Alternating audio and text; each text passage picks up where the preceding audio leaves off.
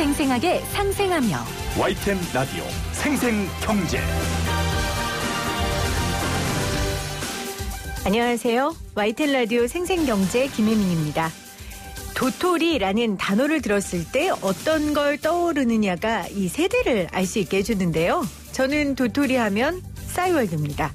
지금 말로 하면 현질 참 많이 했습니다. 도토리 사서 아바타도 꾸미고요. 노래도 구입하고요. 싸이월드를 인수한 싸이월드지 오정원 대표는 가상화폐 사업을 시작하겠다고 밝혔습니다. 진화한 도토리 모델이라며 조만간 국내 3대 가상화폐 거래소에 상장을 발표하겠다고 했는데요. 싸이월드에는 여전히 100억 장 이상의 사진, 1억 개가 넘는 동영상이 저장돼 있습니다. 여기에 제 추억도 있고요. 아날로그 감성이 가득 담긴 제 추억을 꼭 4차 산업혁명의 기술 집약체인 가상화폐에 자리를 내주는 느낌이 들어서요. 괜히 기분이 좀 먹먹해지더라고요. 확실히 저는 촌스러운가 봐요. 2021년 2월 3일 YTN 라디오 생생경제 지금 시작합니다.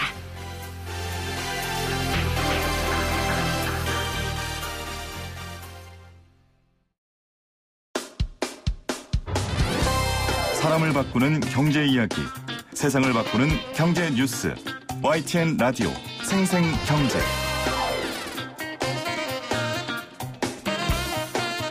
오늘 가장 뜨거운 경제 뉴스를 제일 생생하고 상생하게 전해드리는 시간입니다.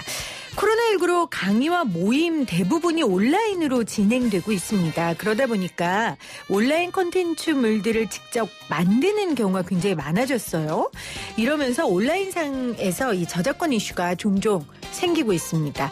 오늘은 온라인 예술활동에서 참고해야 할 저작권 문제에 대해 알아볼게요. 감독님 삐지 좀 빼주시겠어요? 네. 계속 들리네요. 자, 최승수 법무법인 지평 변호사 나오셨어요. 변호사님 안녕하세요.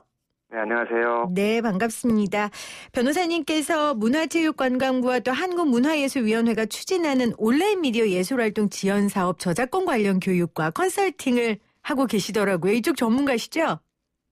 네, 전문을 하고 있습니다. 네, 그래서 저희가 오늘 전화 연결을 했는데요.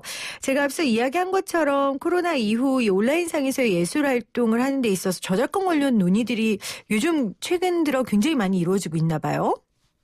네, 맞습니다. 이 저작권 관련해서 많은 이슈가 있고요. 따라서 이 온라인 미디어 예술활동 사업 진행 과정에서 참여한 분들이 관련 질의를 많이 해주셨습니다. 왜냐하면 이제 예술활동의 결과물이 콘텐츠이고 네. 또 콘텐츠를 제작하거나 창작하는 과정에서 다른 소재를 활용할 수밖에 없기 때문에 네네. 항상 저작권 문제가 발생하게 되는 겁니다. 저도 가끔 강의를 의뢰받아서 나갈 때가 있는데 그럴 때 그냥 말만 하면 뭐 집중도가 떨어지니까 저도 다른 사람들의 영상물이라든지 음원이라든지 이런 걸 활용하거든요. 그런데 그때는 이제 그 현장에서 하고 마는 건데 이걸 온라인으로 다시 재가공을 하잖아요. 코로나19 시대에. 네네. 그러다 보니까 정말 저작권 문제가 신경이 쓰이더라고요. 아마 저 같은 고민하시는 분들이 많을 텐데 오늘 인터뷰를 좀 집중해서 들어주시기를 바랍니다. 자, 그러면 저작권에 대한 이해도와 인식이 좀 사람들이 어느 정도일지 예술 분야에서 주로 궁금해하는 상황들이 어떤 게 있었을지가 좀 궁금하네요.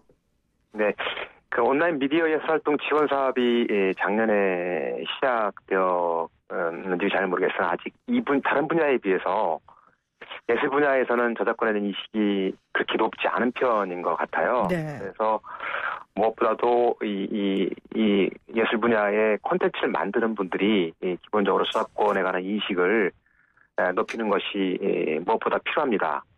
기존 오프라인에서는 이제 한 번에 공연이 끝나고 전시가 끝나고 하면 다 끝나는 거였는데 네네. 온라인 콘텐츠는 이게 유튜브라든지 기타 홈페이지라든지 SNS 통해서 계속적으로 개방되고 노출되고 전송되고 그러다 보니까 이걸 바라보게 되는 여러 사람들의 눈이 있는 거죠. 그래서 더욱더 이제 저작권에 관한 그런 침해 문제 또는 저작권 문제 제기가 많이 일어나게 되기 때문에 네네. 이 콘텐츠를 만들 때 그런 부분들에 대한 제대로 된 이해가 없으면 나중에 큰 낭패를 볼 수 있는 상황이 발생하게 되는 겁니다. 그렇네요.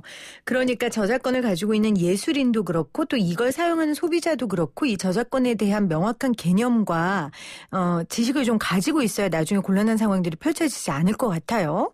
그래서 제가 오늘 조금 구체적인 예시를 우리 변호사님께 들어드리고 거기에 대한 답변을 좀 듣도록 하겠습니다. 그 전에 일단 저작물이 무언지 누가 저작자이고 누가 저작권자입니까? 네. 저작물이라는 것은 이제 약간 딱딱하게 얘기하면 인간의 사상 또는 감정을 표현한 창작물이라고 얘기했습니다. 네. 근데 사실 장르 불문하고 사실 대부분의 문화예술 분야의 결과물은 다 저작물이라고 할 수 있습니다. 그리고 이 저작물을 창작적으로 표현하는 데 관여한 사람이 이제 저작자가 되는 것이고 그 저작자가 저작권이라는 권리를 보유하게 되는 겁니다. 근데 저작자가 항상 저작권자는 아닌 경우도 있죠. 그렇습니다. 예를 들어서 이제 제가 회사에 소속되어서 제가 무슨 미술 아티스트인데, 네네. 뭐 웹 디자이너입니다. 웹 디자이너인데 웹 디자인 회사에 취직을 해서 회사가 수주한 그 일감을 회사의 업무의 일환으로 웹 디자인을 해서 결과물을 내었다 하면 그 창작적으로 표현한 사람 그 직원이 저작자가 되는 것이 원칙인데 이런 경우는 예외적으로 회사가 이 고용한 회사가 저작자가 된다라는 그런 예외적인 규정이 있는 겁니다. 이걸 이른바 업무상 저작물이라고 합니다. 그렇죠. 그런 경우에는 창작적 표현하는 사람이 저작자가 되는 것이 아니라 그 고용한 회사가 저작자가 되는 예외적인 상황이 발생하게 되는 겁니다. 그러니까 생생경제의 저작권은 PD인 김혜민이 갖는 게 아니라 YTN 라디오가 갖는 거죠. 지금 그런 개념을 설명해 주신 거예요. 네, 그게 쉽게 생각하면 그럴 수 있을 것 같습니다. 네, 알겠습니다. 자, 구체적인 좀 사례를 들어보겠습니다. 요즘은 이제 프로젝트성 공연 예술 전시가 많더라고요. 그래서 만약에 4개의 세부 프로젝트가 진행됐어요. 공연 예술 전시 뭐 이렇게 진행이 됐는데 세부 프로젝트마다 담당 책임 예술가가 있고 이 프로젝트의 총괄 대표도 있습니다. 그러면은 각 세부 프로젝트의 저작권을 지정하는 과정에서 이 4개 총괄 대표를 저작권자로 올려야 되는 건지 아니면 각 프로젝트마다 저작자로 올려야 되는 건지 이거 잘 모르겠더라고요. 네네. 이게 이제 어떠한 콘텐츠를 기획하고 책임지고 했다라는 것의 의미와 저작자의 개념은 약간 다른 겁니다. 네. 왜냐하면 저작물의 저작자라는 것은 실제 창작적 표현에 기여한 사람에게만 부여를 하는 겁니다. 그래서 해당 프로젝트의 총괄 대표가 뭐 여러 가지 뭐 모임도 어레인지하고 뭐 기획도 하고 상당히 중요한 역할을 했다고 하더라도 실제 그 콘텐츠 예를 들어서 뭐 공연이나 뭐 미술이나 전시 이 부분에 있어서의 창작적 표현에 직접 관여하지 않았다면 네. 그 총괄 대표님은 상당히 중요한 역할을 했음에도 불구하고 법률상 저작자의 지위에 있지 않는 겁니다. 물론 이제 총괄 대표님이 그 와중에도 이제 실질적으로 창작적 표현에 어느 정도 관여를 했고 또 해당 각 그 프로젝트의 담당 예술가가 총괄 대표를 공동 저작자로 하는 것에 동의를 한다고 한다면 네. 그때는 이제 공동 저작자의 반열에 올 수 있지만 만약에 그러한 동의를 얻지 않았다고 한다면 그분의 실제 역할에 따라서 저작자가 될 수도 있고 될 수도 없고 그런 상황이 발생한다는 겁니다. 원칙적으로는 창작적 표현에 기여한 사람이 저작자이기 때문에 네. 단순히 이 4개의 세부 프로젝트를 대표하는 총괄 한 사람이 저작권은 가질 수 없다라는 말씀이신 거죠. 맞습니다. 네. 근데 이게 만약에 아까 업무상 저작물 이야기한 것처럼 한 회사에서 진행된 프로젝트라면 회사가 저작권을 가져갈 수 있는 거고요. 뭐 케이스 바이 케이스겠지만. 그거는 약간 네네. 다른 겁니다. 네네. 알겠습니다. 자, 또 하나는 이거 굉장히 많은 분들 궁금해하실 것 같아요. 요즘 본인들이 컨텐츠 만드는 분들 굉장히 많으시잖아요. 개인 방송 하시는 분들 많으니까. 컨텐츠 안에 이제 가곡을 사용하고 싶어요. 그래서 한국저작권협회에 문의했더니 한국저작권협회에 등록이 돼 있으면 유튜브에 사용해도 돼요. 이렇게 답변이 온 거예요. 그런데 사용하고 싶은 가곡의 원곡은 외국 곡이에요. 네. 그런데 제가 쓰고 싶은 건 한국인이 이 재편집한 곡인 거예요. 네. 이해를 변호사님. 네네. 네. 이런 경우에는 어떻게 해야 됩니까? 외국의 원곡자한테 전화해서 저작권을 물어보기에는 너무 어렵잖아요. 네네. 이제 이게 원곡이 있는 것이고, 이제 한국 그 음악인이 이제 사실상 편곡을 한 겁니다. 네. 번안곡으로 편곡을 한 건데, 편곡에 대해서 이제 새로운 창작성이 부과가 됐다 한다면, 한국 그 가곡에 대해서 한국 사람이 그 저작권을 갖고 있다라고 할 수 있는데, 만약에 이 한국 그 번안을 한 한국 음악인이 한국음악저작권협회라는 신탁단체에 등록이 되어 있지 않다 한다면, 네. 결국은 수소문을 해서 그분을 찾아야 되는 겁니다. 아, 외국 찾지 곡이어도요? 않으면은, 찾지 않으면 이용락을 결국 얻을 수 없게 되는 거죠. 그래서 원래 저작권이라는 것은 저작자의 허락 없이는 그렇죠. 이용할 수 없는 것이 원칙입니다. 네. 그래서 그러한 그 원곡자이든 또 편곡자이든 저작권자를 찾아서 사전에 이용 허락을 받지 않게 되면 저작권 침해 문제가 이제 발생하게 되는 거죠. 네. 그 책임은 개인이 져야 되는 거고요. 예. 물론 이제 정말로 이제 안타깝게 이 곡을 내가 꼭 써야 된다. 네. 이게 뭐 다른 대체 불가능한 곡이 없다. 대체 가능한 곡이 없다라고 한 경우에 예외적으로 저작권법상 이런 경우를 예정해서 법정 허락제도라는 것이 있어요. 네. 근데 법정 허락제도라는 것은 뭐냐면 저작물을 이용하기 위해서 상당한 노력을 기울였는데 이 저작권자를 찾지 못했어요. 또는 뭐 권리자의 주소 이름을 알았고 거소를 찾으려고 했는데 어디 하는지를 알 수가 없어요. 네. 이러한 아주 예외적인 상황이어서 저작물의 이용 허락을 받을 수 없는 경우, 이런 경우에는 이제 뭐 일종의 허락 없이도 그 문화부 장관의 승인을 얻은 다음에 이제 보상금을 공탁하고 이용할 수 있는 방식이 법정 허락제도라고 하는데요. 문화부 장관 허락을 받아야 돼요? 네.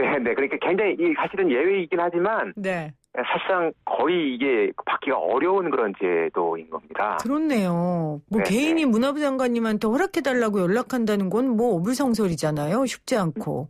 네, 그렇습니다. 그럼 안 쓰는 게 제일 낫겠네요. 저작권 허락하지 맞습니다. 않고는. 네, 그게 또 원칙이고요. 네네. 알겠습니다.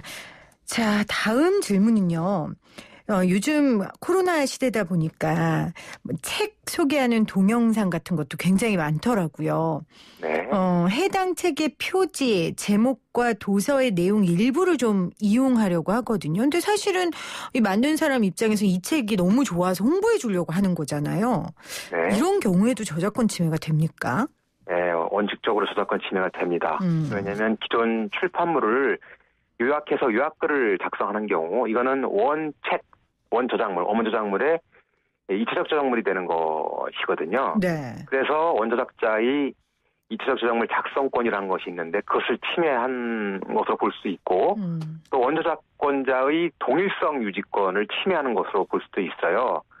그래서 아까 말씀드린 이체적 저작물이라는 건 뭐냐면 원래의 책, 원저작물을 번역하거나 편곡하거나 변형하거나 각색하거나 네. 다른 방법으로 이제 새롭게 창작성을 부과해서 만들어내는 결과물을 이체적 저작물이라고 해요. 예를 들어서 만화를 뭐 영화로 만든다, 뮤지컬을 소설로 만든다, 뭐 그런 경우를 예를 들 수 있는데 그런 경우에는 원저작자의 허락이 있어야지만이 이체적 저작물을 만들 수 있는 겁니다. 그렇죠. 그래서 그 허락 없이 이 건의 경우에도 원저작자인 출판 어문 저작물, 출판 책을 요약글을 작성하는 것도 일종의 이체적 저작물 작성권에 해당이 되기 때문에 저작자의 허락을 받지 않으면 저작권 침해가 된다는 겁니다.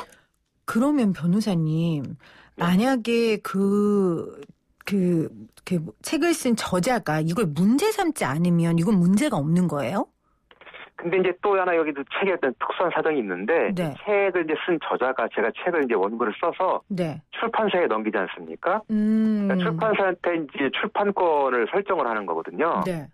그러면 이 출판사가 그 출판 계약 기간 동안 보통 한 5년 동안에 이분 출판사가 독점적으로 이 책을 복제를 하거나 배포를 하거나 인터넷에 전송하는 것에 대해서 일종의 독점적인 권리를 갖게 되는 거예요, 출판사가. 그렇네요. 그래 저자가 문제 제기를 하지 않는다 하더라도 출판사가 그거 함부로 내가 출판한 그 책의 일부를 요약해서 변형하는 것은 우리의 출판권 침해다. 우리의 표절 발언권 침해다라고 하면 그 역시도 마찬가지로 저작권 침해 유사의 이런 침해 상황이 발생하게 되는 겁니다. 그러니까 핵심은 2차적 저작물이냐 아니냐도 굉장히 중요한 거군요. 네, 맞습니다. 그러면 만약에 제가 방송에서 어떤 글귀를 인용했어요. 네. 뭐 당연히 출처를 밝히고요. 이런 거는 2차 저작물이 아니고 인용하는 거니까 이런 건 괜찮은 건가요? 예, 그거는 이제 일종의 인용인데요. 그렇죠. 네, 근데 예를 들어서 내가 무슨 문학 비평을 하기 위해서 시를 인용하는 것은 그 불가피한 상황이 되는 거잖아요. 네네. 그래서 그때도 시의 그 저자나 어떤 출판사의 허락을 받아야 된다면 약간 그 난센스한 상황이 발생하기 때문에 그런 경우에는 예외적으로 뭐 공정 이용이나 저작권 제한 사유에 해당이 되어서 저작자나 그 출판권자의 허락 없이도 일부를 인용할 수 있는 건데 그 인용의 범위도 약간 좀 적당하게 이용을 해야지 전체를 다 인용하는. 예를 들어서 어떤 뭐 방송이라든지 유튜브에서 네. 뭐 소설의 전체를 낭독하는 그런 방식으로 하는 것은 그것은 또 정당한 인용이라고도 볼 수가 없는 거거든요. 그거는 당연한 값을 치러야 되는 거죠. 맞습니다. 그렇죠. 네. 알겠습니다. 자, 미술관이나 갤러리 같은 데 방문해서 전시 작품을 촬영하고 소개 비평을 하는 영상을 제작해서 유튜브에 올리고 싶어요. 이건 어떻습니까? 이제 미술관이나 이제 갤러리에 이제 전시되는 것은 기본적으로 이제 그림이니까 이제 미술 저작물이라고 볼 수 있는데요. 네, 미술 저작물은 그 작가가 저작권을 갖고 있는 거고, 작가가 이거를 복제한다든지, 배포한다든지, 전시한다든지, 전송한다든지, 미술 저작물을 작성하는 그런 권리를 보유하고 있어요. 네. 근데 이제 미술관 갤러리 가면 어떤 경우에는 사진 촬영이 됩니다.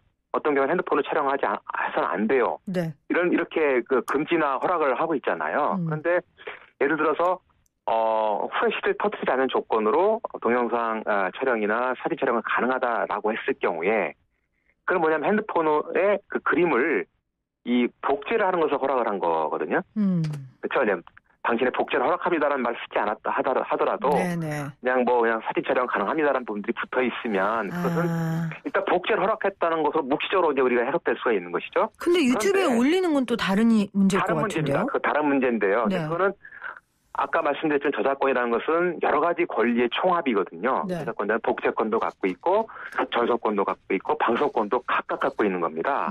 근데 아까 허락한 범위는 뭐냐면 복제에 한해서 허락됐다고 볼 수 있는 거거든요. 네. 유튜브에 올리는 것은 전송을 의미하는 거예요. 전송은 별개의 이용행위에 해당이 되는 겁니다. 그렇겠죠. 근데 이것을 갤러리 측이나 작가가 촬영을 허용했다고 해서 개인 블로그나 유튜브에 올리는 것까지 즉 전송행위까지 허락했다라고 보아서는 위험하다는 겁니다. 그렇습니다. 그렇게 해석하는 것은. 네. 네.